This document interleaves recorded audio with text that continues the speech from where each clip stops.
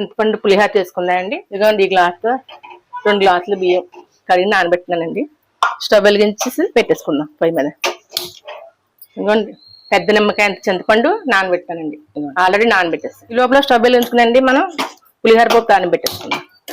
Stove వెలిగించి పెనం పెట్టుకుందాం. ఇదిగోండి వేరుశనగ నూనె వేస్తున్నానండి. 1 ఇంచు అల్లం ముక్క, పచ్చిమిరకాయలు, మిర్చి వేసుకుని పులిహారలు చాలా బాగుంటుందండి. ఇది మిక్సీ ఆడతానండి. ఇంకొన్ని ఇలా మిక్సీ పట్టుకోవాలి, కచ్చా పచ్చాగా పట్టుకోవాలి. ఆయిల్ వేడెక్కిందండి. గుప్పుడు పలుకులు, గుప్పుడు పచ్చెనపప్పు, గుప్పుడు పొట్టుమినపప్పు, స్పూన్ ఆవాలండి. పులిహారలోని ఒక 15 మెంతులు వేసుకుంటే టేస్ట్ చాలా బాగుంటుంది. ఇవి వేగాలి.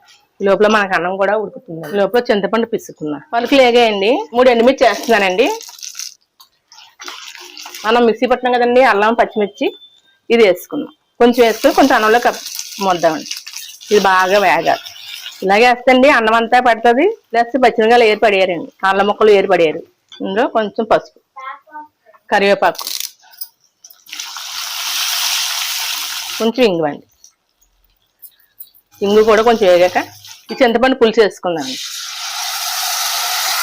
ఇది బాగా దగ్గరికి ఉడకాలండి. చింతపండు పులుసు కదండి కొంచెం ఎక్కువే పడుతుంది. ఉప్పు 2 స్పూన్లు వేసానండి. కొంచెం బెల్లం వేసుకుని నూనె పైకి తెలియ వరకు ఉడకాలి. పులిహార అన్నం ఉడికిపోయిందండి, వాచేస్తున్నాను. అన్నం తలారి పెట్టుకుందామండి. అల్లం పచ్చిమిర్చి పేస్ట్ పెట్టుకున్నాం కదండి, ఇది కూడా వేసేసుకోవాలి.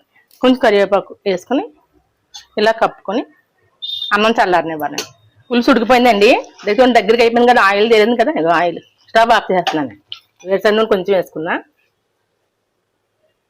పులుసు వేసుకుందామండి. ముందు పులుసు వేసుకుందాం. ఇందులో మనం పసుపు, ఉప్పు, బెల్లం అన్నీ వేసుకున్నాను. ఇంకేం వేయట్లేదు. ఇలా దగ్గరికి నొక్కుకోవాలి. పులిహార రెడీ.